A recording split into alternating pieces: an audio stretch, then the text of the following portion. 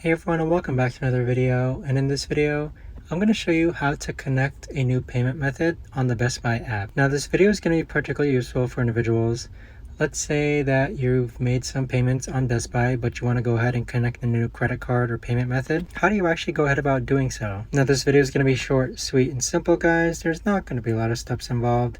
So first, let's log on to the Best Buy app. Next, click on your name on the bottom right hand corner, then click on payment methods. Once you click on payment methods, this right here should pop up on screen. So as you can see, we have some payment methods that are blurred out. Click on the box that says add a payment method, and then this is where you're going to enter your credit card, first name, last name, address, and all that information, and then click on add payment method. But there you have it, guys. That right there is the best and easiest way that I know of to actually go ahead and add a new payment method to the Best Buy app. If you guys know of a better or easier way to actually do this, let me know in the comments down below. I would love to know. Thanks so much for watching, everyone, and I'll see you guys all in the next video.